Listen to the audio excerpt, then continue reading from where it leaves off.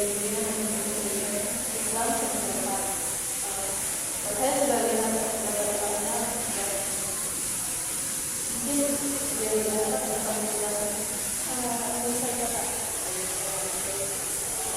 Sebelumnya kamu sudah pernah mengenai apa yang kamu alami tentang Indonesia. Jadi menurut saya konser itu bagaimana suatu layanan. Jadi menurut saya konser itu suatu layanan membantu kami para klien untuk keluar dari masalah. Berarti kamu sudah bersama sama seperti ini. Di sini ada yang perlu dijelaskan bahwa konser ini memang pendapat saya sebagai pembawa membantu kami keluar dari masalah. Tetapi fokusnya kami sebagai klien sendiri kami ini menemukan solusinya juga. Saya hanya menawarkan opsi dan kamu yang dapat menjalankan karena balik lagi salah satu prinsip dalam konser itu adalah kemandirian. Jadi kamu harus bisa mandiri untuk bisa menjalankan secara sendiri. Nah, di dalam konser itu ada beberapa aspek. Salah satunya keterbukaan juga ada aspek. Jadi apapun yang kamu sampaikan itu harus kamu sampaikan sendiri dan kamu harus terbuka kepada keluarga. Apalagi itu bisa bagaimana dijelaskan. Juga saya akan belajar apapun itu yang berhubungan dengan apa yang kamu pakai itu hanya akan tidak bisa saya katakan. Jadi terima kasih karena kamu sudah bersedia untuk ini. Boleh diceritakan apa yang kamu lakukan.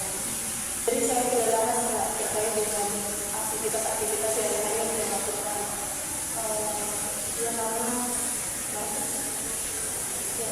Soalnya saya juga tidak melakukan komunikasi. Nah, biasanya yang mana organisasi itu membuat saya lupa akan waktu perkuliahan, lupa apa waktu berkumpul dengan teman-teman, lupa apa yang diberikan kepada keluarga satu. Jadi karena mungkin saya terlalu sibuk dalam beberapa organisasi tersebut, kadang-kadang saya tidak bisa memanage waktu. Yang tadinya sebelum saya mengikuti beberapa organisasi, saya rajin membuat tugas. Yang setelah saya terjun langsung, saya sering bolos dalam perkuliahan. Saya juga jarang tugas-tugas. Akhirnya beberapa yang ketika nilai keluar itu ada beberapa nilai saya yang itu membuat saya jauh. Namun untuk keluar dari situasi tersebut saya tidak tahu. Mungkin karena saya terlalu nyaman dengan zona tersebut. Sekarang ini kamu sudah menghadapi situasi di mana ada banyak yang kita sudah melakukan sini, tapi kamu tidak punya cukup waktu dan tenaga untuk melakukan segala kegiatan itu. Mungkin kita bisa evaluasi kegiatan yang apa saja yang kamu paling penting untuk karir kamu ke depan. Jadi menurut saya organisasi yang saya pikirkan sekarang lebih penting karena untuk bekal nanti ketika saya pulang kerja, karena itu merupakan pengalaman saya. Kemudian perkuliahan juga penting karena saya membutuhkan IPK yang lumayan cukup bagus untuk bagaimana nanti saya bisa diterima di tempat kerja yang memang yang saya inginkan lah. Kemudian saya juga ingin berkumpul dengan teman-teman saya untuk bagaimana merefleksikan otak saya, karena mungkin terlalu otak saya kewalahan Kak untuk memikirkan hal-hal yang saya anggap penting tadi. Jadi saya butuh berkumpul dengan teman-teman, bercerita, mengeluarkan keluh kesah saya. Nah, ya mungkin itu Kak. Di sini semua kegiatan sama berpengaruh. Mungkin kita bisa melakukan aktivitas. Kita evaluasi mana kegiatan yang paling penting dan paling mendesak. Itu yang harus kita utamakan. Di sini kita kelompokkan ya antara kegiatan yang penting dan mendesak. Ada kegiatan juga yang penting tapi tidak mendesak, jadi bisa kamu tunda. Berikutnya ada kegiatan yang tidak penting tapi dia mendesak, jadi tidak dilakukan juga tidak apa-apa, tapi dia harus kalau mau dilakukan saat itu juga. Dan berikutnya tidak penting dan tidak mendesak, itu mungkin bisa kamu eliminasi karena untuk menghemat energi kamu. Menurut kamu kegiatan yang paling penting dan paling mendesak itu apa? Perkuliahan.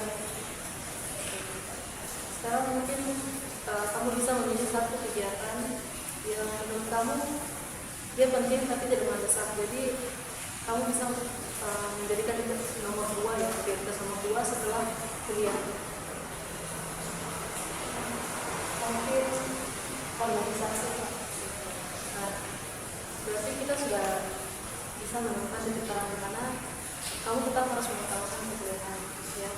Dan juga untuk organisasi itu bisa kamu lakukan setelah perkuliahan.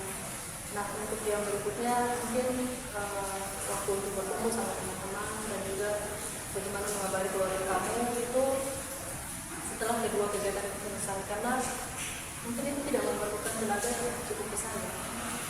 Jadi kita sudah menemukan titik terangnya ya. Apa yang kamu rasakan setelah melakukan sesi konseling tadi? Ya, jadi setelah saya melakukan sesi konseling kali ini, saya merasa saya sudah bisa menentukan apa yang harus menjadi prioritas saya ke depannya. Entah itu, saya juga merasa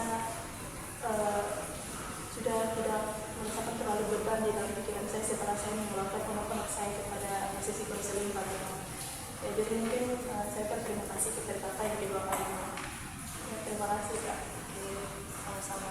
Baik, mungkin nanti setelah kamu menjalani treatment ini, kita akan bertemu lagi dalam 1 bulan ke depan untuk mengevaluasi apakah kita akan mengganti treatmentnya ataupun kita lanjutkan jika berhasil.